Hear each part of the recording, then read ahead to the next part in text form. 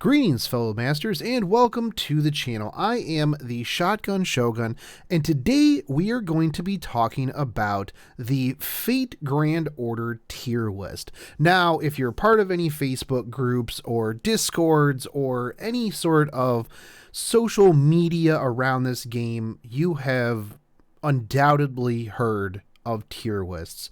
And today is not going to be one of those videos where we go over tier lists and I tell you why I think that this servant should be at the top or this servant should be at the bottom or what servants you should be rolling for. Today we are going to be talking about the overall benefit and downsides of having a tier list in a game like Fate Grand Order. Now, one of the things that I would like to point out is in a lot of gacha games, there are absolutely tier lists. Everybody wants to know who is the best at doing their job.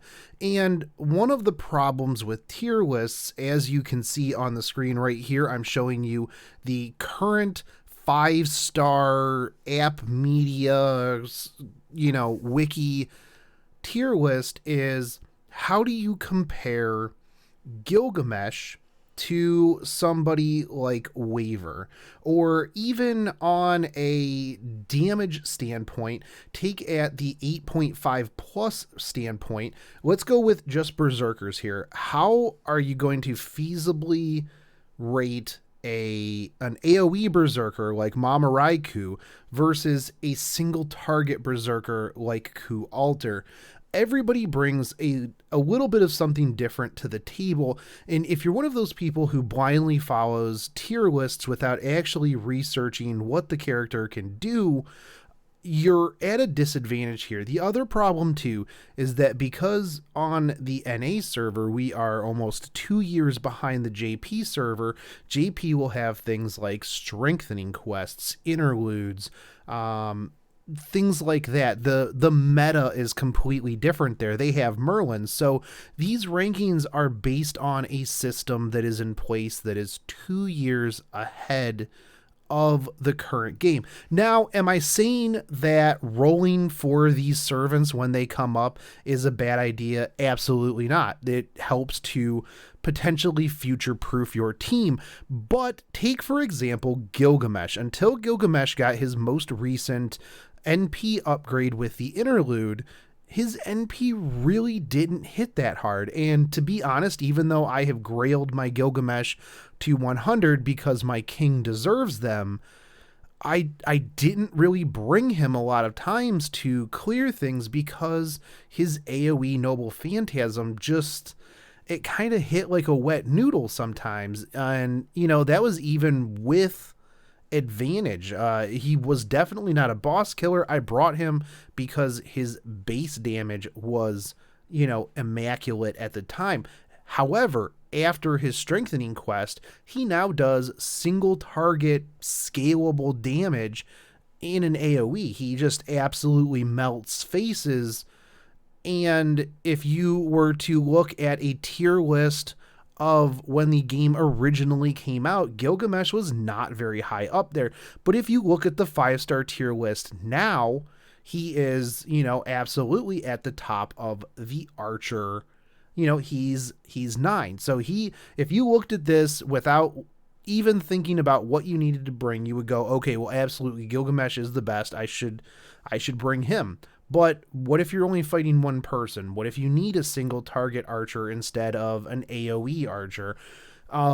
It also depends on team composition. So you can't take a tier list like this and just blindly follow it and really argue that, well, the app media says that this character is the absolute best, because I'm pretty sure, let me bring up the 4-star, Sumanai moved up to 9.0. Now, Now, Siegfried has been a little bit of a joke for quite a while. When people get Summonite on their picks, they're like, oh my god, really? But now he's a 9.0.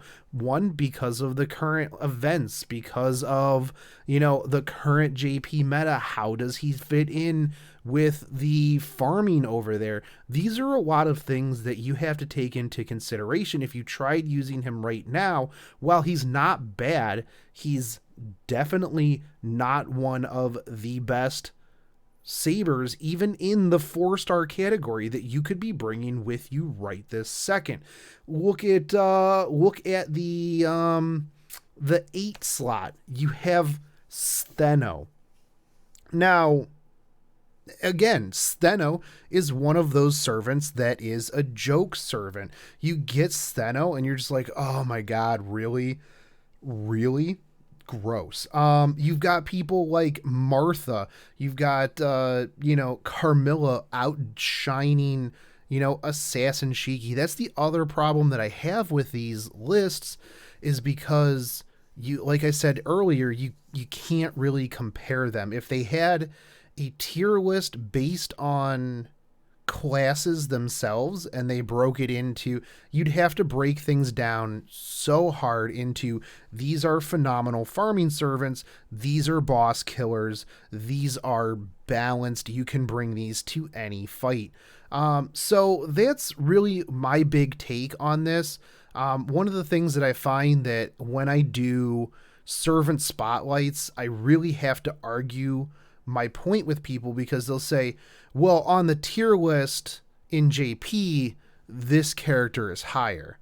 And while that might be true, if you look at a lot of the servants that come out now, they have future strengthening quests, or, they get increased NP for their interlude, and then that puts them at a whole different level than they currently are. So you have to take a lot of that into consideration. And really what a lot of this boils down to is, before you go and blindly follow a list or even a guide that somebody else gives you, just do a little bit of research into the character themselves and go, you know what? No, this is actually pretty good. I'll go back to my argument with Iskandar, where people were like, Drake just does so much more damage, and mathematically she does not. She brings a lot more utility. I will concede that. Absolutely. You don't have to run an MLB K-scope on her, to spam Noble Phantasms during farming. But mathematically, Iskandar will outdamage her. It's just the way it is. On paper, he is a much better servant. Now, in practice, in the meta, in all of that stuff, Drake outshines him because of the one skill. And that's the kind of things that people need to kind of take into consideration when they're looking at top 10s or, tier lists, who to save for. You've really got to take a look at what the servants can do and what CEs and team you have to build around them. Because if you get a Jalter and you have no CEs to back her up and you have no good support, she's not as good as somebody who can self-buff a lot better and, increase their own Noble Phantasm. There's a lot of things that go into this, and yeah, I just wanted to touch on this. It's kind of a thing that I've been throwing back and forth a little bit. I see a lot of Facebook discussions and people are just blindly throwing out, this person is 110% amazing because some random guy on the internet told me that this character is the best, and you are wrong if you don't agree with me. So overall, guys, that's my opinion on it. Let me know down in the comments how you feel about the tier lists. Do you think that they're useful for future-proofing your team? Really looking forward, to future updates for servants. I know that one of the reasons why I've looked into some servants and I want to wail a little bit on them is because I did spoil it for myself and I did look at the character and I wanted to see what the hype was. And then I was like, oh yeah, no, this character is going to be good. And in the current team that I have, that's why I'm going to roll on them. So anyways, guys, I hope that you really enjoyed this. This is one of the Real Talk with Shotgun Shogun videos.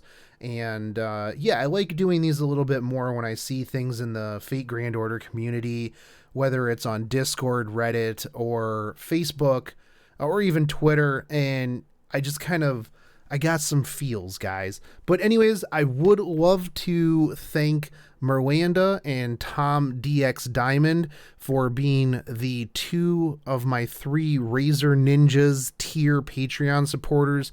If you would like to support the channel, do check out my Patreon. You get some stuff. I give you pictures of my dogs and inside tips on how to make better sandwiches, as well as you can suggest videos and content that you would like to see. So the link for that will be down below. And as always, guys, if you did enjoy this content, make sure you hit the subscribe button, hit the bell for notifications, because YouTube likes to not notify my viewers when I do new things or when I go live on stream. So make sure you hit that. It gives you a little bit better of a chance. But you can also follow me on Twitter, as I will be posting on there anytime that I put up a new video, as well as any time I am streaming. So guys, I hope that you like this, and I will catch you next time. Peace.